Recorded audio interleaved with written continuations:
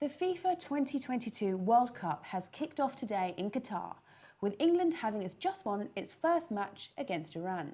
But this is not a World Cup like any other. The competition has been mired in controversy since it came to light that the wealthy Gulf state bribed FIFA officials and international governments into supporting its bid to host.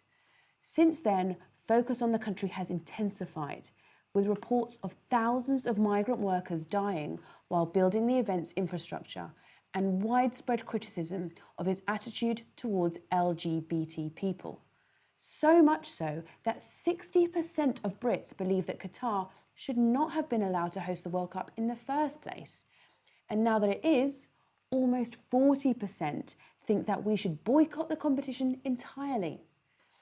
Since yesterday's opening ceremony, the event has gotten off to a rocky start, with Qatari officials banning alcohol from the stadium just 2 days before the first match, and FIFA threatening to give yellow cards to players wearing One Love inclusivity armbands. So, is it a mistake to get involved? Should players, commentators and celebrities be out there in Qatar right now endorsing the World Cup? And what about you at home? Should you be watching? That's what we're asking the table tonight. And to answer that question, I'm joined by veteran LGBT rights campaigner Peter Tatchell, Iranian human rights activist Maryam Namazie, Talk TV host Cristo Foufas, and co-founder of the Muslim debate initiative Abdullah Andalusi. So let's get into it. Should we have boycotted the games? Peter, I'll start with you. Well, there's no doubt that hosting an event like the World Cup is a privilege, not a right. And with that privilege comes certain obligations. FIFA's own statutes prioritise human rights. They say that human rights are important and that competing nations must oblige and abide by them. Now, if you look at these particular games, you can see that despite the pledge of FIFA that no discrimination will be allowed, in fact, there are 7 competing nations where homosexuality is totally illegal. And if a star footballer from any of those 7 nations was outed as gay or came out voluntarily, he would almost certainly be jailed rather than be selected to play for the national team. So that is discrimination. It's against FIFA's rules, but FIFA is allowing it to happen. Okay, interesting. I felt there was some reaction over here, Abdullah. That's actually true from Qatari law. They don't recognise a term called heterosexual or homosexual. These are Western terms. And so they wouldn't imprison anybody who says, I'm homosexual, because it's meaningless according to Qatari law, being heterosexual or homosexual, bisexual, what have you. So that's actually incorrect. As for sports and human rights, well, I suppose some might argue that it's about the sports, about the game. It's not about anything political around it. You're just bringing that in to kind of just stir the pot a little bit. But another argument can be made that human rights, okay, great, according to whose definition, right? Your definition, her definition, England's definition. If you took out all the players of all the teams, or you took out all the teams who their nations were involved in human rights abuses, you'd have no one, maybe except maybe Benin, perhaps playing, but most of the countries would have to be withdrawn because most countries are guilty of what you might human rights violations by your definition and by many other people's definitions. Can I just pick you up? Sure. In Qatar, people are picked up on the street, on the metro, and in shopping malls because they are perceived to be gay. Not even proven to be gay, but they're arrested on the assumption that they look or their mannerisms are of a gay nature. And they are then subjected to brutal interrogations. Human Rights Watch has reported a whole series of cases where LGBT plus people have not been arrested because of sexual acts, but because of who they are, because of their identity. On top of that, when you talk about human rights, I'm not seeking to impose Western values on Qatar or any country.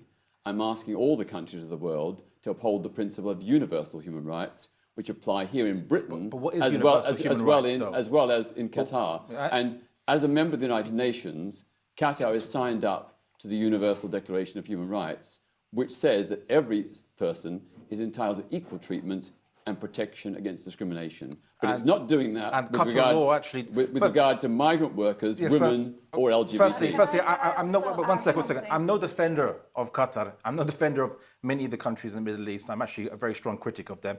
I don't think they actually are fully Islamic, actually. There's pretensions to be. But I think what you said is, now as for what the Qatar security forces do, maybe that's debatable and disputable. I'm not the defendant of Qatar. However, according to Qatari law, there is no crime for identifying as homosexual or heterosexual, whatever, because the terms are not recognized. These are Western terms introduced in the 19th century, before which, from most of human history, there was no term for someone who had a desire of any particular kind, sexually speaking. There wasn't those terms. These are anachronistic, brand new. They were actually, unfortunately, exported to the Muslim world by colonialist West activities. So they've got nothing to do with Islam. They've got nothing to do with Qatar law. Now, I'm only talking about Qatar law here, right? As for what Qatar does to the state, you know, you can debate that, discuss that. Everyone will give you a different answer, perhaps. But I'm only here to talk about Qatar law and also Islamic law as well. Okay, let's have Maryam. I think the issue is that there is no Western homosexuality and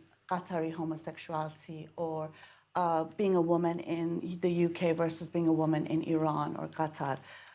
You know, these are characteristics of people based on sex, based on sexuality, and people have a right to love who they want, to dress the way they want, to be treated as equal citizens under the law.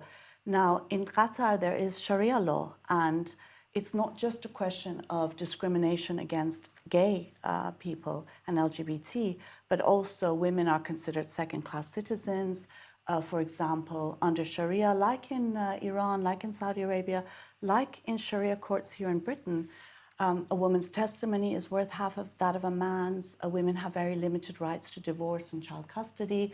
This is not about Western versus Eastern, because there are many women, many gay people who live in Qatar, who live in Iran, who live in Saudi Arabia, who are fighting for their rights and for basic human dignity. So I think the issue here is about human rights, not Western, not Eastern human rights, universal human rights. And I think all those people who are in jail in Iran or in Qatar or in Saudi Arabia and who are being abused and mistreated because they're gay, because they're women, because they're religious minorities, sexual minorities, they would beg to differ that this is a Western thing. No, because they want that dignity here and now. And I think when we stand with, it's a choice. You either stand with the Qatari state, the Iranian state, the Saudi state in its abuse of and discrimination against and violence against women, LGBT, migrant workers, or you stand with those who want their basic human rights. And I think from our perspective, human rights matters. Of course, you don't want to ruin football for fans. Football and sports should be a way in which people all over the world unite with each other. But the fact is that, sorry, don't talk over me. I know you're used to doing that, but don't do it. Just talking. No, I haven't finished.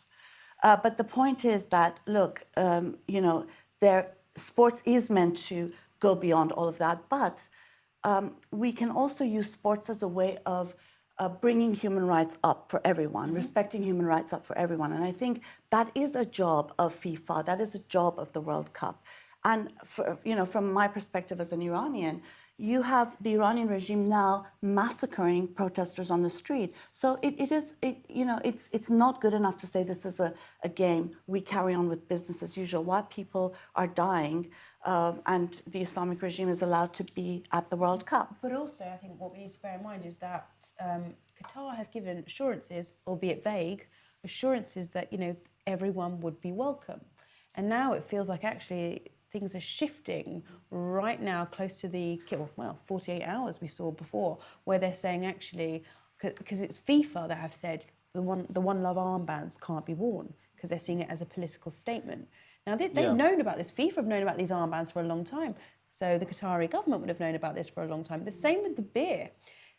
They knew this back when the contract was awarded, when the World Cup was awarded. Why are they making that decision now? It feels like, and a Doha insider said apparently it's a big FU to the West to be like, we'll do things our way now. Well, firstly, before I answer that, I want to answer something she said was quite egregious. She said human rights, which she supports, ostensibly, as she claims, a Western definition of it, is about the right to choose to dress. And yet she is the person who said a couple of years ago that she would ban the burqa. And she said that I think every secularist and women's rights defender should support a burqa and niqab ban. So clearly, she's a hypocrite when it comes to Muslims choosing what they want to wear, because she feels that Muslim women making that choice is somehow subjugating themselves, and she knows better. She can tell Muslim women what to do. They can't tell themselves what to do. So you are a hypocrite, madam. I think, stop pointing your finger at me. Why not? I mean, the point is, look, of course, women have the right to veil. Everyone has the right to clothing. The point of the burqa is that it's a body bag on women. If men are so offended by women's hair and bodies, there are these masks that they put on donkeys so that their eyes will be covered. Men are free to wear those if they are so offended by women's hair and bodies.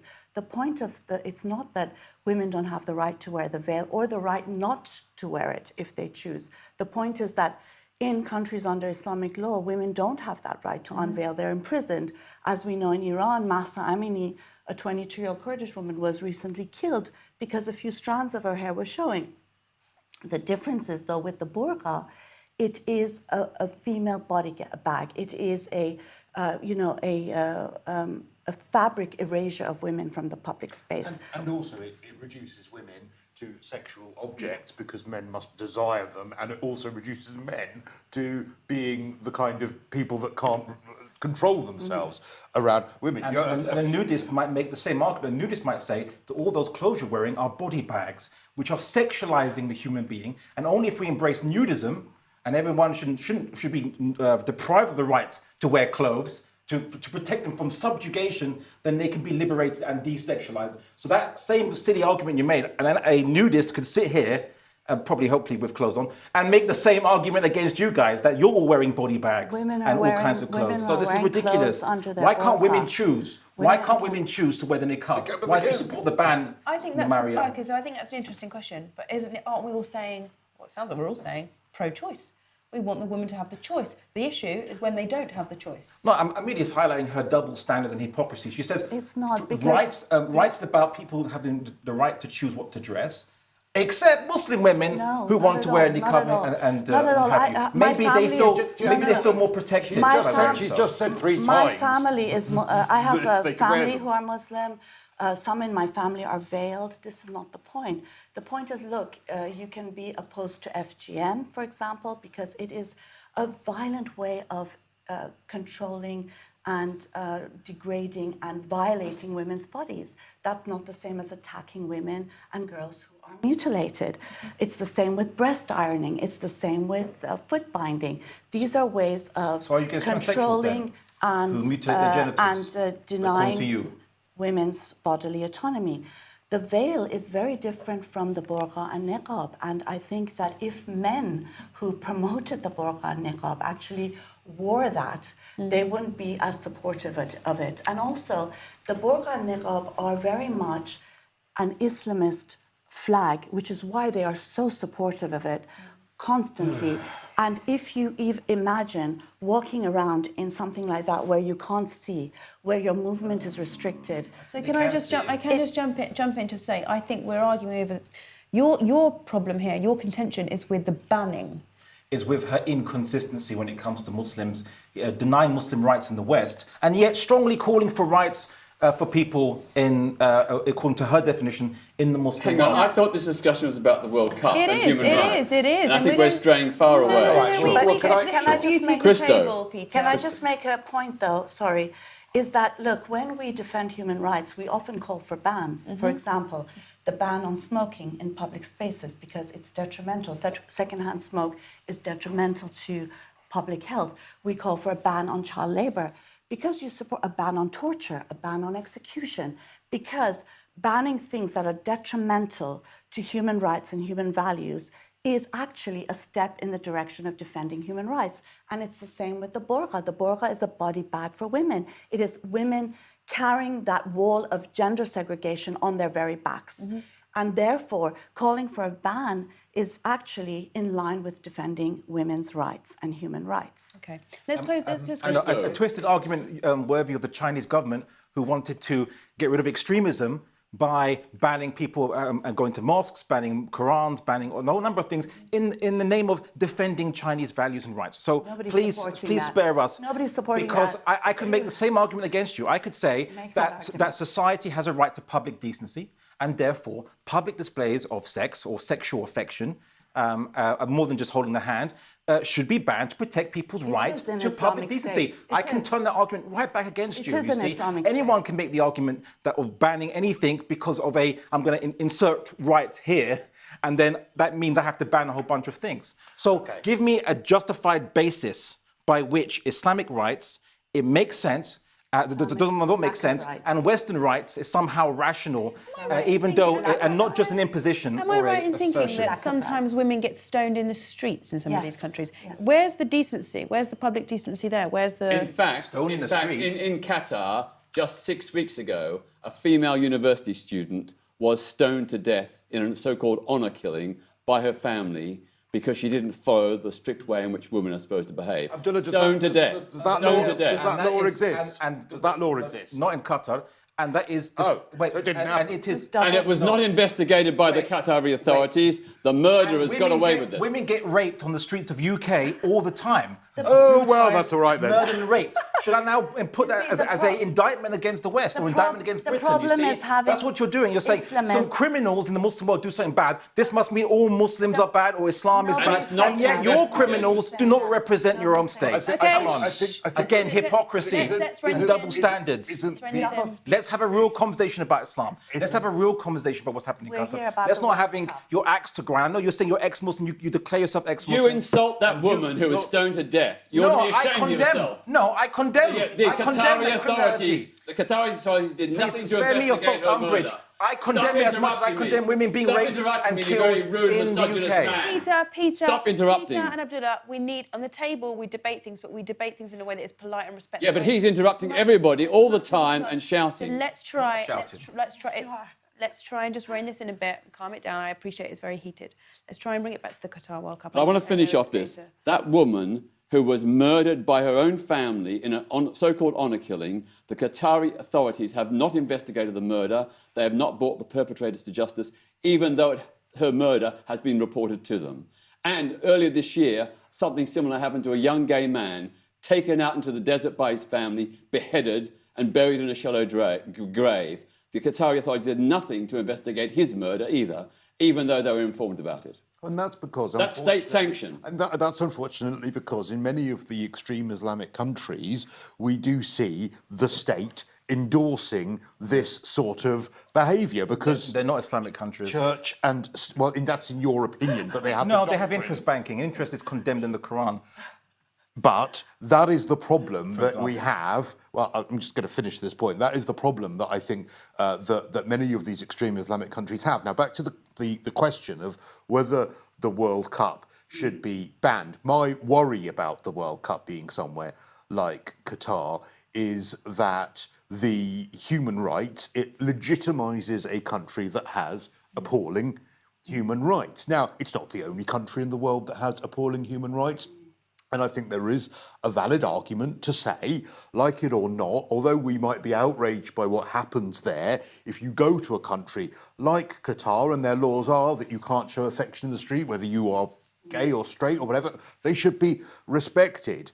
The issue is that we've not gone to Qatar. Qatar has come to us because a sporting event like this puts the country of Qatar right in our living rooms, in our laps. Over 2 million people. And it is a privilege to host one of these sorts of competitions. And I'm afraid to say that FIFA have lost the plot. They are an horrifically corrupt organisation. What I would like to see, you talk about the standard of human rights. Who makes the standard of human rights? Well, There is the World Human Freedom Index, for instance. They come up with, I think, 168 countries in the world. They come up with a ranking for their human rights based on the rights of women, based on the rights of gay people, based on the rights of migrant workers, based on all of these things. I would like to see the bottom 30% of that list, and I would love to see the FIFA, the Olympic Committee, all of those to say those countries do not get sporting events until they improve their score. That way, it's an independent way of verifying who would qualify and who wouldn't, and it's an incentive for those countries to improve their human rights. Just one point that I want to just pick up on that you made, Abdullah, very quickly. Just because there isn't a law in Qatar to say that you can't be gay, I think you're concentrating on the semantics. That doesn't mean that the gay experiences of thousands of gay people, of migrant workers, of women in that country, you can't just dismiss their experiences. For instance... I didn't dismiss him. Well, you said that the law doesn't exist. That was your response. No. Your response wasn't, that's absolutely dreadful. You said the law doesn't exist. May I clarify what I said? What I said was that the Muslim world generally, before colonialism anyway, and Islamic law doesn't have a category for heterosexual or homosexual. What this means is you can't discriminate against a community you don't differentiate from anybody else, that we're all the same. What a bizarre response, then. What a bizarre response. Now, that's Islamic law. Qatar law is somewhat influenced, but not entirely by Islamic law, and they've adopted that. They don't put homosexual, heterosexual in the law, and therefore there cannot be legal discriminations against them. However, here's the issue. As to what people experience in Qatar is a different discussion. Okay, so we're here to talk about laws. Well, this is what the Qatari law is the case. They don't discriminate based on someone's professed identity, which has been mostly was invented in the 19th century to differentiate people into these new groups. Now, it didn't exist in the ancient world, didn't exist in the medieval world, didn't exist up until... We get that, but there's an interpretation today which is the problem. Maryam? Well, first of all, there has always been gay people throughout history. It's not a Western colonial, invasion. Gay people came because of colonialism. I didn't say that. That's a falsity. I did not say that. That's a lie. Can you just stop for 5 minutes and listen? Don't make lies about me. You're lying through and through. I didn't say that. So just Did I say quiet that? for a second while I talk. So the point is that, that there was no homosexuality, so there's no discrimination. That's not true. There's been historically homosexuality. I think he meant that the laws didn't come till colonial times. Is that what you meant? Well, people didn't let me their just- own home. In Islamic law, there's always been homosexuals. Was not regulated by the state. And there's always been homosexuals, and religious laws in general are discriminatory and homophobic, and Islamic law is no different. With regards on the issue of culture, I think it's not good enough to say, well, that's their culture, so this is the way they are, and we need to respect it. Because if we look at history and changes that have been made throughout human history and for human progress, it has all been as a result of challenging laws and rules that are discriminatory, homophobic, violence against women. So we could say today we would still have slavery if there was not this fight against slavery. We could have said, but that's their culture. We have to accept it. Racial apartheid in South Africa, that was their culture. Not giving women the right to vote here in Britain, that was their culture. And, in that sense, I think cultures are not, first of all, they're not homogenous, they're not static, they're constantly moving, they're constantly being challenged. And we have to recognize that when we're talking about Qatar or Iran or Saudi Arabia or even Britain, there is a difference between the state and its laws and very often the impositions that are being imposed on the public versus those people who want to be gay, who want to be free, who want to be apostates and atheists and want to live without fear of their lives. And let's not forget that, there's 10 Islamic countries where if you 13. are an apostate, 13 Yes. in total, that Yeah. you would be at worst Executed, hanged by turning away from And how many Islam. executions have been happening in the last 50 years? How many apostates have been killed I think by the there was state in the one- last 50 years? Tens of thousands in Iran, at least. No. In 1980, No. in the 1980s. 85, there was one. There was In about 88, 2 cases. they killed There have been. 5,000 to 10,000 political prisoners. They didn't have trials, any of those prisoners. They asked them, do you believe in God? If they said no, they went and shot them. Do you pray? They said no, they went and shot them. This is documented in people's court called I'd like to Iran investigate Tribunal. that. Okay, You should okay, I'm investigate going to it. stop. I'm going to just bring it back to the question now. Sure. Okay, back to the World Cup. We've obviously got very strong feelings here. So what was the right thing to do for, what was the right thing for the England World Cup, England football team, for example, to do? What's the right thing for fans to do? Should they be boycotting? What do we do? And is that the right thing to do to make a statement? It'd be very unfair to simply ask the England team to boycott. You know, the only way that would really be effective is if a whole group of nations got together and collectively decided not to participate. But, you know, it's now too late. You know, the World Cup is underway. So for me, the most important thing, the most effective thing that any of the teams can do is for their captains in their post-match press conferences to devote just 30 seconds to make a statement in support of the rights of Qatari women, LGBTs and migrant workers. That would be incredibly powerful. It would reach an audience of hundreds of millions across the world, raising public awareness, and very importantly, it would be an enormous psychological and emotional boost to Qatari people who support those human rights, who are striving in their own country for those kinds of freedoms. They want to hear that. Totally agree. In fact, Gary Neville received an awful lot of heat for taking the job with beIN Sports, which is the Qatari channel. And he had his debut today or yesterday, was it? And he actually did tear into these sorts of violations, and in fact, leaders worldwide. He got carried away, like talking about Trump. But I think actually he started to realise the error of his ways. Potentially was trying to make that statement. Whether we're going to expect that, or whether we can expect that from the footballers. David Beckham. I mean, yeah, very disappointing from David Beckham. Robbie Williams, Naomi Campbell, they've all taken the 30 pieces of silver from Qatar. They've been bought by Qatar. They've sold their principles for money. It's truly, truly shameful, because the most important thing is they are betraying those people in Qatar who are suffering under that regime. Who will have a terrible time as well when the dog and pony show all leaves and everyone's, you know, because at the moment, and it is fair to say that the Qatari authorities are all saying, well, look, everyone's welcome, we're not going to arrest anyone, it's all going to be fine. But what's going to happen when the World Cup has gone? That is going to be the real fear for gay people in Qatari, who are often, as you have alluded to, entrapped by the authorities on gay dating apps.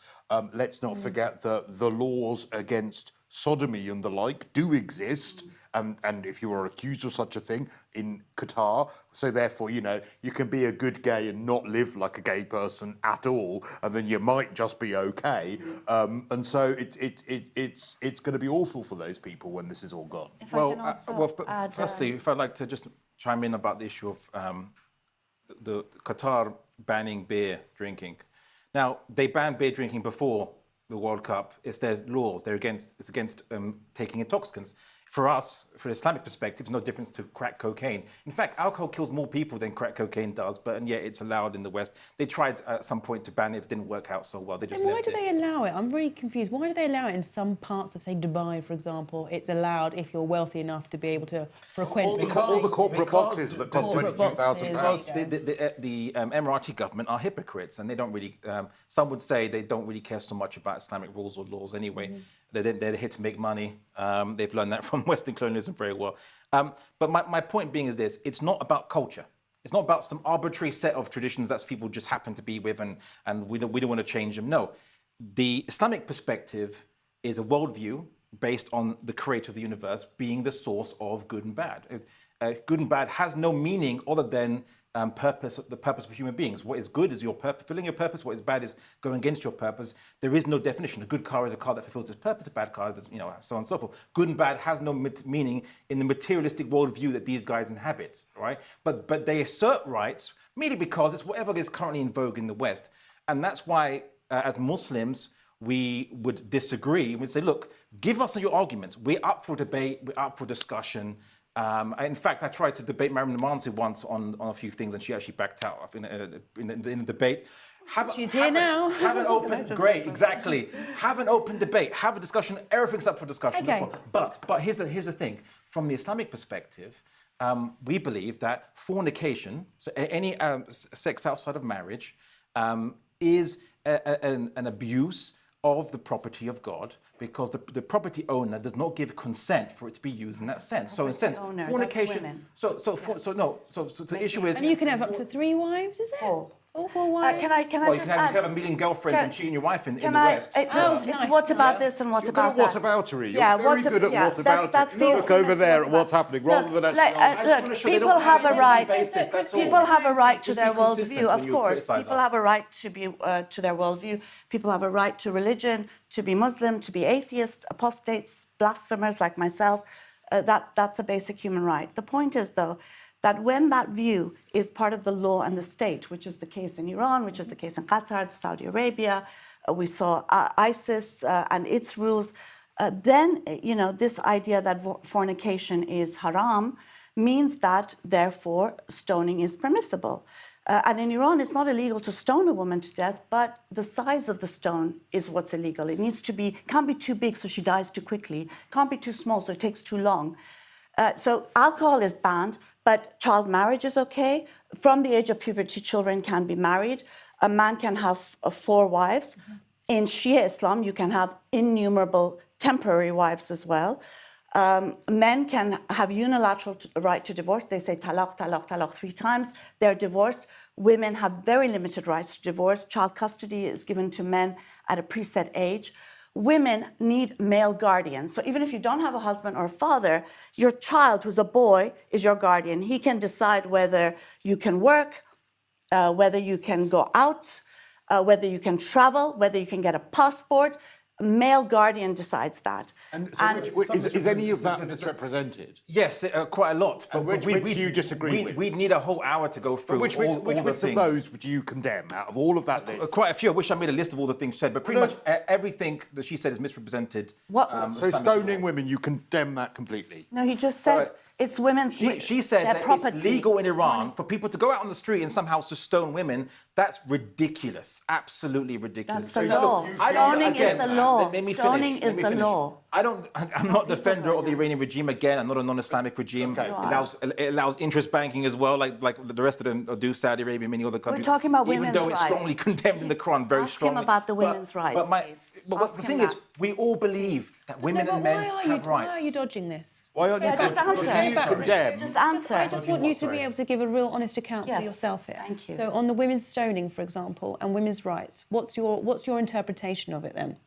That men and women have rights. Yes, they're complementary. They're not equal rights. Be honest. Look Be who's now honest. speaking over and Be cutting honest. in now No, and but be shouting. honest. Okay, yeah, honest. so Let's go. you're all up for shouting and speaking over people when it suits you. Be honest. Okay. Abdullah, come on, So let's hear anyway, you. the point is this: that when we talk about discrimination, or firstly about gay people and so on, I don't think you understood my point. My point is that discrimination of gay people... You're not answering the question Let me You're just get to asking it. about the stoning of women. Do you make agree one or point, not? and I promise you I'll get right to that, my second point. Let me finish my first, okay? Because they're related, yeah? Okay, thank you.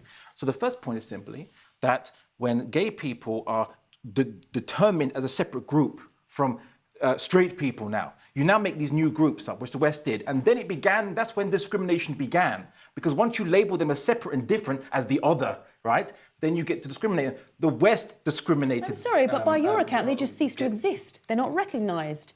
So by then, you are already creating an other because they are not recognised in your religion and your laws. Let me give you an analogy, perhaps the best way of putting it. Islamic law doesn't care about Marmite lovers and Marmite haters. Do Marmite lovers exist? Yes. Do Marmite Marmite haters exist? Yes. Does Islamic law even care? No. But if you eat the Marmite, you're fucked. Islamic law does care. No. Islamic law does care. What is prohibited by what the state can regulate is anyone who has sex in public, whether they're straight, whether they're homosexual, whether it's normal sex or sodomy. That's what's prohibited. People in who Islamic law. Excuse me, madam. Would you let me finish? Yeah. But now you're speaking over me. Let me finish, right? So in Islamic law, the state can't ask what's happened inside the privacy of your own home. It is not the business of the state. There are multiple. I can bring you multiple Islamic texts that argue that point. So that's the first point. Now I want to get to the second point. Just go back to that. The problem is that it feels like you are quoting text, and if it worked that way, great. But the text is the problem too. No, but if it worked it this I'm an way. advocate for Islam. example, I'm not an we advocate wouldn't- for we Qatar or wouldn't- Iran or any of those countries. I can only ever speak about, under the Islamic perspective, I can't speak about defending Qatar. So now, Qatar has some influence from What is the Islamic Islamic perspective. perspective? That's true. But the point is this: you can't just ride roughshod on people's beliefs and ideas without making a solid argument. If you say something is human right, show us from philosophical first principles why it is universal and even rational. The idea. Because one's a belief and one is inherently the way. He's not answering the question. No, let's go. But we're going to go But back. secondly, to it. I just want the second answer. So there was a lot of words to say. I condemn women being stoned in any country. So I'm waiting for that. Okay, so No, wait. He's got to explain. excuse me, it. can I answer now? You like Go ahead, you, yes, please. you really love You've you really had love 5 cutting minutes in. to answer. You really I have just cutting not in. answering. You really have cutting in. Answer, All right. answer. The from the Islamic perspective, Islamic law, there's prohibitions on adultery. Okay. If it's made, if a public adultery, which is virtually impossible to prove, it's more of a symbolic law, and because it's impossible to prove. The law is meant to scare people from being adulterous. And why do we? And it applies to both men and women, not to just women. Why do we only care if it only applies to? It applies to men and women, right? Adulterers in Islamic law, from classical Islamic law, when they make their adultery public, which is it's that's not virtually true. impossible. That's not Yes, true. yes, that you know that's impossible. It's Now also you are lying based about on Islamic it's law. also based on confession. You know that. Listen, you Yeah, are not so- telling the so- truth. So if someone you are wants not to, telling the truth let me finish. because you Let me think finish. you can So if talk someone wants to- nonsense. if someone wants to come and say, "I'm an adulterer, stone me." Yes, because you if a saying that woman we- is you're raped, saying if a that woman was- has sex outside of marriage or is raped and becomes pregnant, she can be stoned for adultery because No, the pregnancy no, is proof. there has to Second be of all, no- if there are witnesses, that is proof. Okay, but You are lying. Wait. Is stoning Let me- part of Islamic wait, law? you Didn't need- Muhammad Again, say she's in a speaking hadith? over me again, Didn't right? Muhammad say in a hadith? Okay, look, I that know you have an stoning is axe to grind permissible? because you're ex-Muslim. I'm ex-Christian, but I've got over it. Abdullah, Get over it, Abdullah, please. Abdullah, we would settle this much quicker. Just say you if don't agree with stoning. If you just answer the question, if you agree with stoning, that's your view and you're entitled to it. But give us a solid answer. It's not my view. I'm can't only say. reporting Islamic law, which states that adulterers are executed if they make their adultery public. Okay. Do you condemn the stoning of Islamic women or men even who make that public in the way in which you've described? Are you telling me that, do I condemn Islamic law? Do you condemn people being Well, stoned? that's what he's saying. He can't because Yes it's or no? never That's been a Wait, yes or wait, no wait, wait a question. second. Why is it relevant what I... Because you're here talking about this. telling you what You Islamic spent the law last says. half an hour defending tyranny. That's what Yes, you've been doing. yes. Not really. Yes. So Because who says you have a right to commit adultery and cheat on your partner? Who says you Who can says stone do? someone to death So you because do they know have this. sex outside of marriage? The state has Do the you understand that? State has the monopoly. How dare you? States How dare you say that states someone have the should be monopoly. stoned In because America, they have you sex outside of you have marriage? execution How laws in dare you? America. I don't agree You with have execution executions in laws the in US. America. I don't agree with executions anywhere. But you Well, will and- accept and executions yet it exists. if your Islamic law does it. okay, How dare okay, you? okay. You should be ashamed of I'm yourself. just glad we got there. I'm glad we got there. Finally. You endorse it. I'm glad we got there. I think it's sometimes what's not said that's most powerful. Got there And in also the just end. one thing, you said homosexuality isn't illegal in Qatar, but under the Qatari Penal Code, Yep. 2004, same-sex Yep. activity is punishable by up to 7 years in prison. And No, 1 to 3 it's by up to years- 3. It's between 1 to 3 years, and it's that's for sodomy. For sodomy, That's 1 and to it's 3 no for different sodomy. to fornication Is between 1 to opposite 3 sex. okay for So sex? that Is means 1 to that 3 years that means okay? I that think straight it's straight not couples Okay. and same-sex couples get the same punishment. Is even Equal- 5 equal minutes rights in okay? Qatar. You get equal Is even rights in 5 Qatar, minutes in prison basically. okay? No, How about no, 10 not minutes? that. How about, it's actually 2 months and 3 days. The point is, you cannot You don't have a basis to criminalize. condemn them. Apart from cannot just your criminal- umbrage and, this is against the Western do, values that I've you learned and do. imbibed. I'm sorry, you need a better argument than simply say, look at this Muslim who won't condemn his own religion. I'm sorry. Nobody's I'm asking not you to- I'm not That's the ashamed of point. my belief system. Exactly. We have a reason why we believe in God. Exactly. We have a reason why that we believe that good and bad is determined by the Creator. You have a right to So believe you it. have to. So you can criticize if you don't like No, it. you can believe what you produce want. an argument, Respectfully, but you don't have- just simply say that Shibboleth questions, do you condemn your religion or have not? free And, will. and whatever your religion is, whatever your choice is, we're going to judge you on You have it. free No, will. You have give free me an will. argument. You are Give me an making a argument. decision to believe in that stuff. You have free will And to you say, have free will to believe in Western human rights or not. But also the difference is... I wish you could just justify it. But the difference is that are. if I don't like... Now, it's not a perfect system, I grant it, but if I don't like some of the human rights in this country, unlike Qatar, which is not democratic, I can say, right, well, OK, I get power once every 4 or 5 years. I can vote out... Good luck in the party system getting power. Well, anyway, it's better than nothing. It's better than there being this municipal council in Qatar can that I- advises the Do you know royal what? Do you know family, what? which Can I has been a just make a point? dictatorship with for democracy however is, many though. You years. know the problem with... I'm sorry, there's a problem with democracy. Yes, there is. Oh, yes. Yes. The majority that gives you rights are the same majority that can take away your rights. Oh, well, let's get rid of it then. Can I just No, make a no, point? no. Last That's point, why no, England no, is no. a democracy. Can I just England make is a not a point? democracy. Last point, I actually agree with you there. I think Last point before what's we move on. important to acknowledge and understand is the fact that we can all have whatever beliefs we want. That is not the issue. That is not the issue. We are not discussing that. People have a right to be Muslim. They have a right to be Satanist. They have a right to be, political views, religious views, non-religious views. That is a fundamental human right. The point that we're making here today is about Qatar, and that when those laws, when those beliefs, in any sort of beliefs become part of the law and the state, we have to recognize the fact that not everyone has those beliefs, because the reality is that even for many Muslims, the laws against homosexuals is intolerable because there are many gay people who live in countries under Islamic rule. The law of stoning is considered intolerable. And there are lots of people fighting against these laws in the Middle East, in North Africa, in South Asia, against religion in political power. That's the point we're making. So people can have whatever the beliefs they want, but they cannot shove those beliefs down people's throats in the law I wish you via took your the advice, state. Maryam. And also, listen, you are defending I wish you took killing your people, advice. so don't you dare tell me I take my advice. You have sat there You want to ban defending. niqabs, You have want to ban the defended. burqa, Listen, and you dare defend Muslims- stoning of women tell- and men to death. tell Muslims how about dare rights, you please. even speak Please. to any? How dare you even speak Please. about It's when the state... rights? The point she's You are making is when the defending state states. endorses You are those defending rights. that. You are an There is no Islamist state in this that country, there's no defends the state in this world murder. that does not endorse a particular moral worldview to base its laws But upon. then there is the democratic Okay. right to try and change... I'm gonna, You're we're a going to liar move on. We're going to and move you're on. just who We're going to move decides? on That's from the this. only It's very question. inflammatory. It's been really interesting debate, but it's getting very Problem heated. is Let's when try you and decide. move on from LGBT and Islam. So what about the migrant workers? Let's go back to them. So 6,400, 500, I think, lost their lives in the build-up to the World Cup where they were building the infrastructure. Is that a big enough cause on its own to boycott? Well, certainly it's a cause that has been disgracefully neglected by both Qatar and FIFA.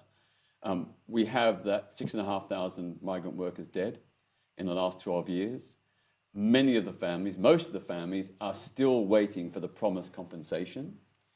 Even today, migrant workers often complain of unpaid wages, being forced to live in overcrowded slum hostels. And I've seen the pictures of up to 8 men or sometimes 10 men living in a room 10 by 8 with bunk beds. I mean, it's Dickensian. Mm-hmm. And then on top of that, although there have been some reforms to the Khalifa system, still workers complain that they're denied permission to change jobs to escape abusive employers. Now, that is completely not what FIFA and Qatar promised when Qatar got the World Cup. Mm-hmm. They promised substantive reforms. There have been a bit of tinkering. Yes, in theory, the law is better. That's true. But in practice, it's often not. Agreed. Agreed. In fact, we had a very embarrassing speech, I think it was today, by FIFA President Gianni Infantino, who tried to unite people, I think, and he stared down the camera during a press conference and he said, I am Qatari, I am a migrant, I am gay, I feel gay, I feel disabled. This is it, sorry, I feel. Actually, he actually forgot women. He was reminded by the person to his left or whatever. Hilarious. But he's, I think FIFA have massively, they've massively misjudged this hugely. And obviously we understand that there was a whole string of corruption around why Qatar were given the World Cup in the first place. But my big fear is as well, though, that Qatar getting this sort of, it legitimises all of this stuff that's going on, and it actually legitimises it in other countries as well. Other countries might look at it and think, well, hey, that's all right. There was a survey that said that I do not believe by any means, by the way, and I think this is a really important point, there are millions, billions of people who have the Islamic faith worldwide who are, I would consider, moderate, who do not subscribe to what we hear from extreme Islamic countries. But 5 or 6 years ago, there was the survey in 2016 saying that 52% of Muslims who live here in the UK would like to see homosexuality made illegal here in the UK. Now, I worry that when a big sporting event like that is taking place in Qatar, it legitimises those sorts of opinions. Can we come back to that topic again? It seems. Okay, let's just take the wider picture here. Sure. Rather than just LGBT. I'd say if we decided to boycott any particular country for its rights abuses, let's say England, let's say, well, wars around the world, bombing Afghanistan, wars in Iraq, America. Thank goodness we voted out those governments that did that. How long list you got? We'd only hold the World Cup in maybe Ireland and Switzerland, basically, because even then there might be issues. But so this is the issue, is that if we are going to raise the question as to whether we should associate our popular sporting events with countries we disagree, we have to be consistent about it. My only argument to the other side on this, whoever the other side might be, is just consistency. It's not whataboutery. It's like, you have a position, fine, apply it consistently. Don't just say, we'll make an exception for us, but for these Muslim countries and these third world people and these former colonies, we're going to be really hard on you guys on insisting our standards. Sorry, Abdullah, you were talking about, for example, we were condemning, or I was personally condemning, having 3 or 4 wives, or as you refer to them, property. Now, over here... Did I refer to them as property? Yes, you did. Yes. You did. I referred to wives as property. Yes, you said it. We've got it on camera. Yeah. So, I said wives are property. You referred to women being property. Property of God. Okay. God owns all of us only. Like, God owns me. God owns. I'm property of God. Okay. I don't mean property of human beings. So, for example, you were defending having four wives, but you were countering that with, well, over here we can go and we can be unfaithful and we can cheat on our partners. There's a difference there. One is enshrined in law, and the other one is someone making terrible, bloody decisions. Okay, well, here's the thing, right? If you believe that people should have the right to choose and consent and so on and so forth, then if people want to consent to be part of a marriage where there's more than one of them, then I don't see how you can make an argument against it. And you're going to mishear me if you cut me off, because what I was saying was that we're all the property of God alone. No human could be owned by any other human being in property from a far theological perspective.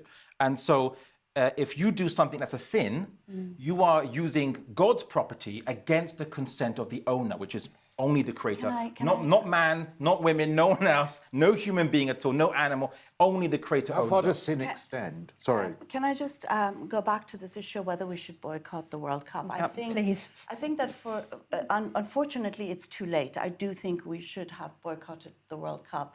But I do think that it is an opportunity to use the World Cup in order to promote human rights. I think that's key. From my perspective, of course, LGBT rights in Qatar, the rights of migrant workers in Qatar, the rights of women in Qatar, but also, I think given the fact that there's a women's revolution in Iran, and that as we speak, the Iranian regime has brought weapons of war into Iranian Kurdistan, they are massacring people as we speak, and as this World Cup takes place, I think it would be a great act of solidarity to show support, the fans and the athletes to show support for the women's revolution. What we're seeing with this banning that happened today, so FIFA have said that they are stopping players wearing the One Love armband. So actually any freedom of expression or speech is being cut down. So actually any sort of stance like this, it sounds like it's not going to be able to actually occur. So what do you make of that? There's no rule against the team captains speaking out during their press conferences. Yeah, agreed. There was no rule against the Iranian team refusing to sing their national anthem. Hats off to them for that bravery and courage. That solidarity was so important. And we can all do things ourselves. We can all do things ourselves. We can amplify the voices for democracy and human rights in Qatar. Use our social media, talk to our friends and families, raise awareness. That's so easy to do. FIFA can't stop you. Agreed. FIFA would love to stop you, but they can't. There needs to be a mobilised effort then, doesn't there? Because the armband was essentially that, and it's now been thwarted. So there needs to be something else. But some footballers are prosecute or persecute, well, not prosecute, persecute, for wearing the Palestinian, kind of flags or armband or colours and so on and so forth. Say, they're being political. Some even accuse them of being anti-Semitic. So we see that even in the West, there is a denial of freedom of speech in many countries, and France is even worse than others.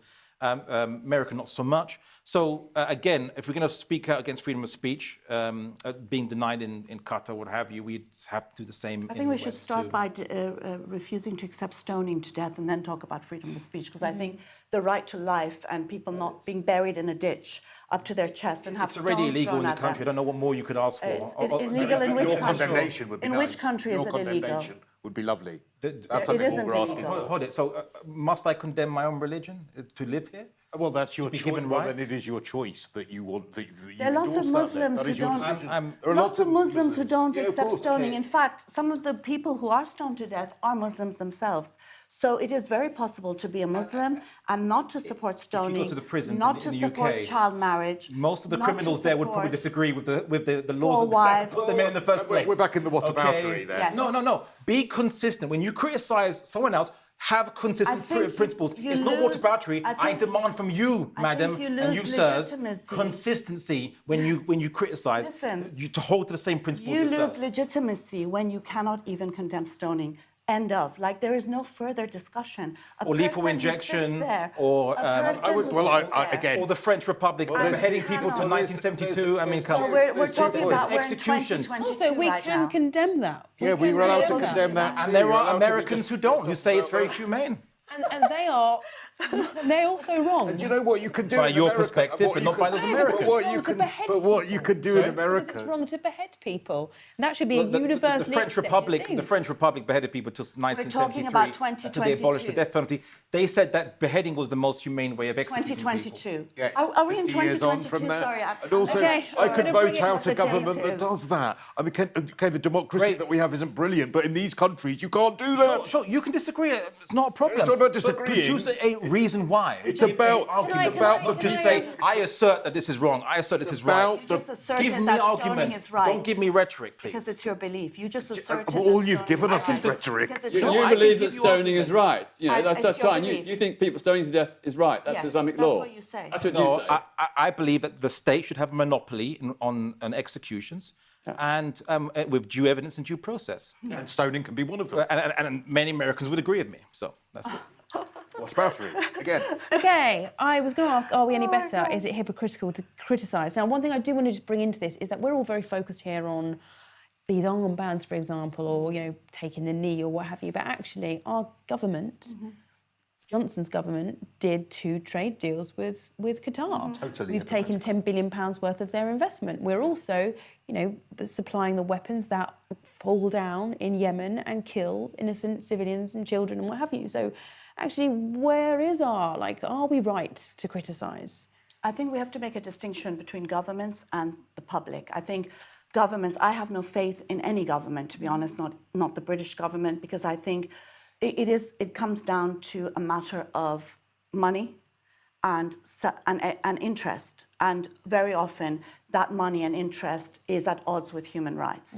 But I do have great faith in the public, and I think it is the public that can put pressure on both the Qatari government as well as the British government, on FIFA, to respect human rights. And I think that is what we need to do, is to get the public involved in taking a stand, because football is a game, of course, but it doesn't happen outside of a context. When there are massive human rights violations, we need to care about it. And do you think that enough of that's happening now that we would never see the World Cup awarded again to one of these countries that's indexed really low down the human I'm rights so chain?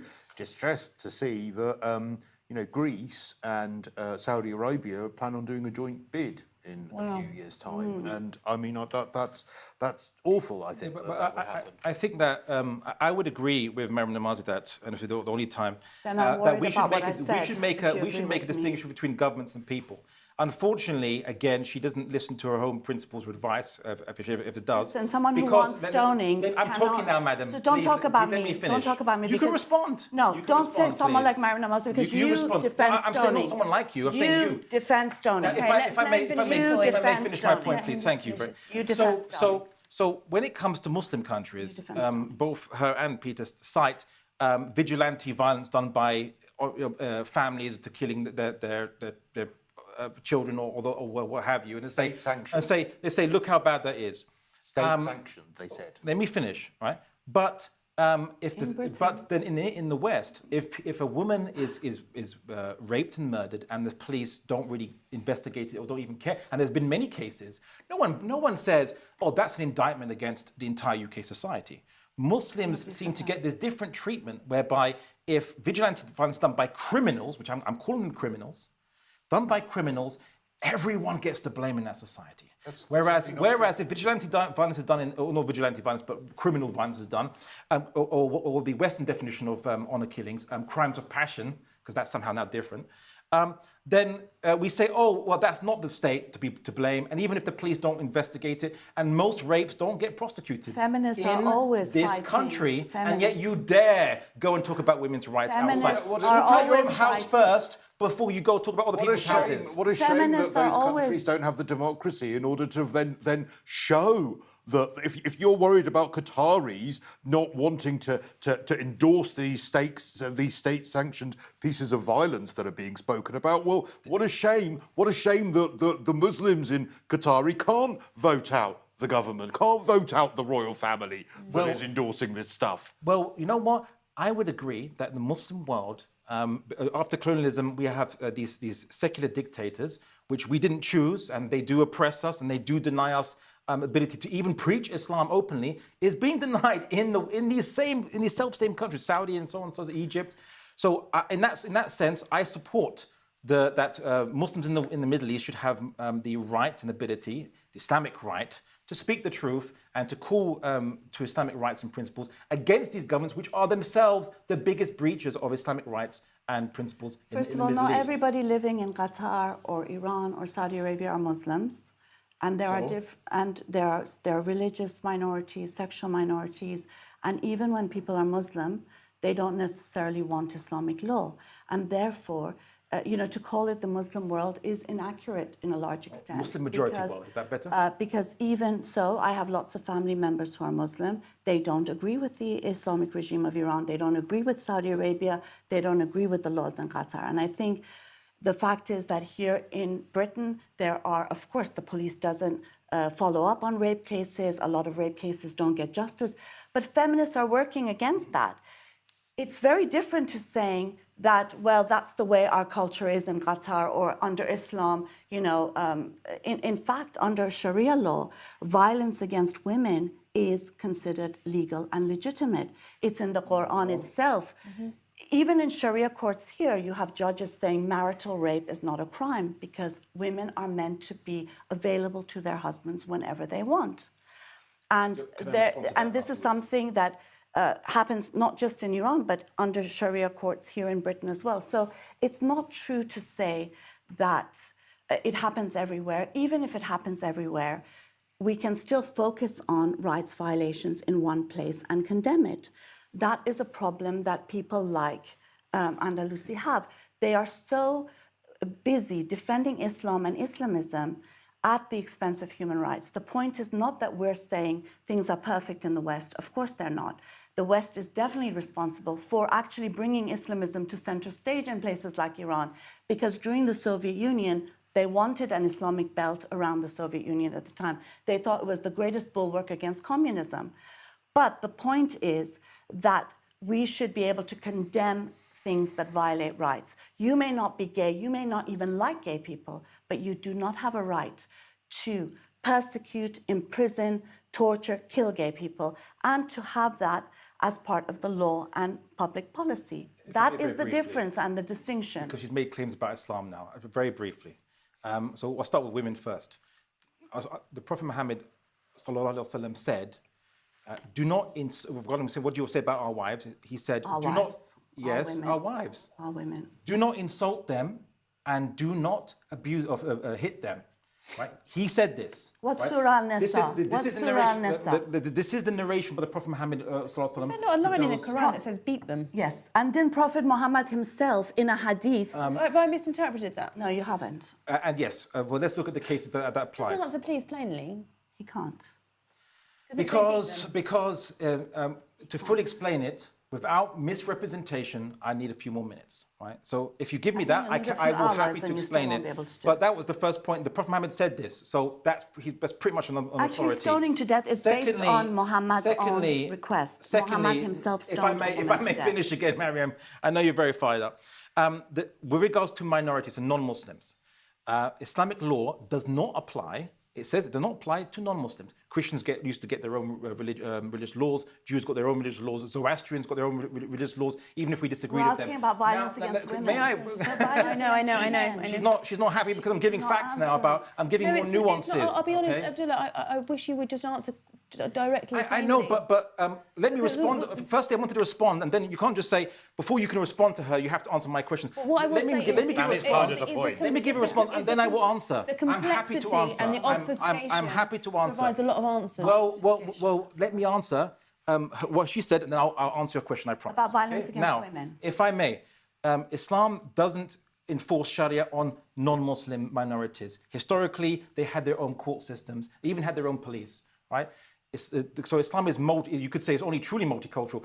Her organization it's called for one law for all, because in the secular systems, there can't be multiple law systems. There has to be one law for all, usually determined by the majority. And hence in secular nation states, there's always a problem between the majority lording it over the minorities. What about violence against women? Dictating the majority's values over minority values. Where in Islam, everyone gets their own law system. What about violence against women? Defined by their own values. That is true multiculturalism. What about Surah Now I Nisa want to answer in your the Quran? question, and Surah Nisa. So if I may, right? But I'm going to need a minute because I can't just... Okay, I'm going to give you 30 seconds because we are running out of time. We need one more question to ask. Okay, so the cases by which... so it says that if a woman is guilty, kind of commits nushuls, which is an Arabic term, in essence, so let's say there's the definitions, please. Definitions. So let's say there's a case. So there's a blanket prohibition on men even insulting the women or hitting women.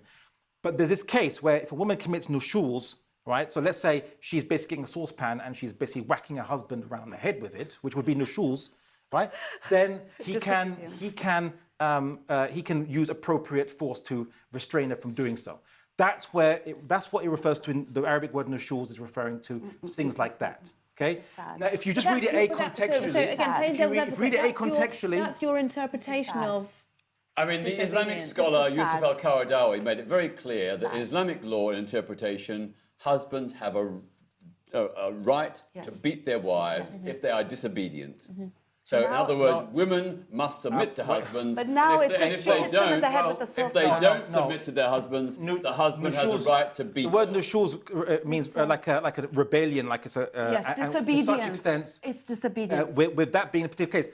However, she mentioned something else about marital rape. But let me finish. About the marital rape issue, right? No. Can we just? Do you mind if we just? I want to respond to that as well. Because rebellion, you just said that that word nashuz was around a woman being violent towards a man and restraining her. But now you've just said, actually, you've clarified that word means rebellion. Yes. Well, rebellion isn't the woman hitting the man. Rebellion it has a linguistic sense, and then it has an Islamic. What do you mean by rebellion? Islamic legal disobedience. So disobedience. The illegal, yes. And a woman, so if a woman gets violence, a woman gets. Okay, one person at a time, please. If I may, please, right? Why are you so worried about what I'll say? You keep speaking over me, right? I'm not worried about what you say, but I just don't want you to waffle. Basically, the baseline is that men are prohibited from even using verbal insult. In the West, you can verbally insult your partner, and it's not against the law. In Islamic law, it's against the law to insult your partner, right? The Prophet Muhammad prohibited the beating of women, and also that women should beat their man is also prohibited. Stoning. But if a woman begins to beat her husband or abuse him, then the Quran talks about reasonul force. Okay, I'm going to just close it down there. We need to. In this example, and as for marital rape. There is you're bringing some. You're trying to use language that we know. It's incorrect. Incorrect. In Islam, men and women have a mutual right to each other's bodies. However, here's the point: you can't gain that by physical assault or physical violence. Okay, that's the difference. So just because you have a right, an Islamic moral right, doesn't mean it can be gained any which way. Like the Sharia judge here said, you can't call it marital rape. Calling it a rape is the actual act of aggression because in a marriage, there's no such thing as rape because men No. have the rights over their wives. You are lying. Okay, that's- I'm going to that's stop. not- I'm going to move on to the rape would be final talking- question. I'm going Rape would be violent assault, and that Okay. is prohibited. Bullshit. I think, goodness me, I'm disobedient with my husband every day, probably. Well, you're lucky you're not, you know, in a Right. Muslim Well, majority. On to our disagree, it's not final rebellion. final Oh, yeah, question, and I think we only have a short amount of time on this, but we're again steering away from LGBT, steering away from stoning. Any and what have you. human rights. Let's not talk about Yes. human rights. Is the whole thing, the World Cup in Qatar, is it just an exercise in PR? Like Dubai, Qatar needs to diversify from oil and gas, starting to run a bit dry. So are they looking for another boost here via international tourism? I know for me, what I will say is actually the World Cup being held in Qatar has highlighted to me all of the things that I don't quite like. I don't like. It has put me off going there. So actually, it's had the counter effect. But was this an exercise in PR to get more people going there on their holidays? Did it work? There's absolutely no doubt that Qatar saw the World Cup as a chance to burnish its international image, to sell itself as a holiday destination, as a way to get investment and to encourage other countries to allow it to invest in them as well. It's been a business model from the very get-go, but thankfully, because of the human rights issues being raised, that has now gone down the Swanee, and quite rightly. I mean, I love Qatar. I love Qatari people. I just don't like dictatorship. I don't like human rights abusers. That's the problem. And, you know, Qatar could have actually made some modest reforms which may have alleviated some of the criticisms, but they didn't even try. Since they got the World Cup in 2010, despite the promises that it would be an agent for reform, there's been not a single reform on women's rights, not a single reform on LGBT plus rights, and only patchy marginal reforms in reality for migrant workers. That's the problem. What about you? You going on holidays to Qatar anytime soon? Well, I don't. I've never chosen to spend my money on these sorts of regimes. I would never go to a place like that. And I'll just return to the point I made at the start, that these sorts of events, the Olympics, the World Cup, it legitimises places that have terrible human rights, and there needs to be a way in which these sporting organisations sign up to independent human rights organisations that say, look, if you don't have, I mean, it's almost, I could get my head around it if they had a democratic system and the people there said, well, this is actually what we want. But because there's no means in many of these countries for the people, and you're right, the people in state are different, because there's no means in these countries for the people to say, actually, we don't like it this way. Unfortunately, democracy has got to be a big part of that human rights conversation. And the bottom 30% of countries, they simply do not get a look in. They cannot bid. They don't get to bid and then say they'll improve. They don't So this is actually part of the attraction, Cristo. So actually what a FIFA spokesperson said, and this is an article I read today, actually it's easier for them dealing with less democratic countries because they get to just push things through quicker. There's less of a process by committee, for example. So they see it as a plus, which explains why we've got Qatar having this World Cup, and also, don't forget, Russia had the last World Cup. Russia had the last World Cup in 2018, 4 years after they invaded Crimea. And they got the Winter Olympics as well. Beijing, though, interestingly, was boycotted. Beijing was boycotted this year. The Winter Olympics was boycotted by UK, USA, Australia, another country I can't remember. And yet we didn't mobilise, and we didn't do that this time around. Well, as Winston Churchill said, I think it was Winston Churchill, I might be wrong actually, Britain does not have permanent allies, just permanent interests. And those interests are only somewhat aligned with principles where it is convenient for many of these Western countries to have principles. But when it's with a rich ally that can benefit them, then they don't care so much. And our hypocrisy on that is a very fair point. Our hypocrisy, on one hand, condemning when we have a terror attack in the name of radical Islam in this country that kills, say, gay people, we're absolutely up in arms about it. But then we will This country? Sorry, there was a terror attack that killed gay people in this country? Yes, there was a Reading attack which killed 3 gay men who were sitting on a common in the name of radical Islam. Yet we will be horrified when we that was about 3-4 years ago, something like that.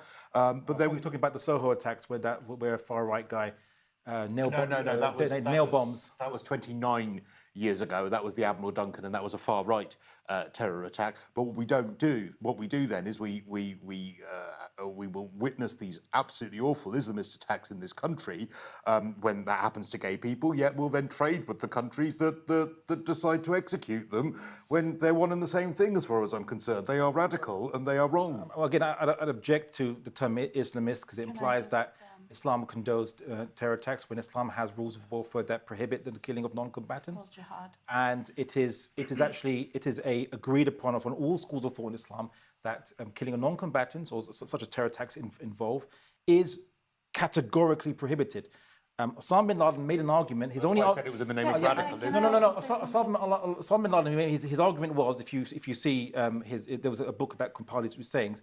He argued that the West doesn't care about civilians when it bombs Muslim countries. So he argued that he has permission to imitate the West in using Western tactics against themselves. That was his argument. He said that the Quran, he knows what the Quran says, he knows what the Prophet Muhammad said. Do you disagree with that him doing that?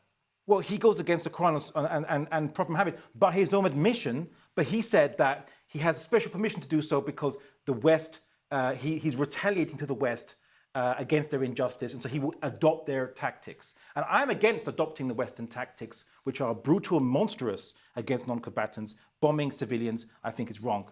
But thank goodness we can vote out the governments that do that. Can I just add something, which is interesting, because Islamists say that they do not attack non-combatants, but actually, politically, they say that everyone, for example, in Israel is a combatant.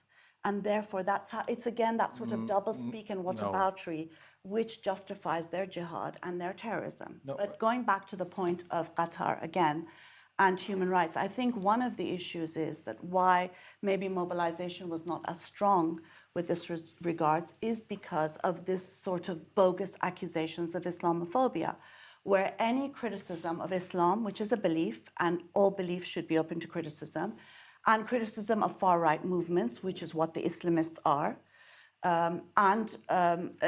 is very often equated with bigotry against Muslims. And of course, that's not the case. You can oppose the Christian right. You're not attacking Christians. You want to ban the burqa. You can. That is Listen, against you Muslim support rights. stoning, so I wouldn't talk if I was you. You want to ban the burqa. You want to ban Muslim women's rights to choose to wear the burqa and niqab. Okay. Irrelevant. You defend violence against So again, women. spare us your hypocrisy, Maryam, You have please. no right We've to gone speak full about rights. circle, and that has been a very... Don't do it. It's embarrassing for you. I think this is... Okay, I think that's... And she's wrong about the Israel thing as well, but we don't have time. Let's end it there. This has been the most, how can I call it, passionate, lively discussion that we've had.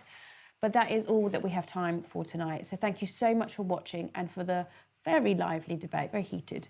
It's been quite a debate at the table, and I don't think we're leaving all agreeing. But what did you think? Did anyone change your mind and get you thinking?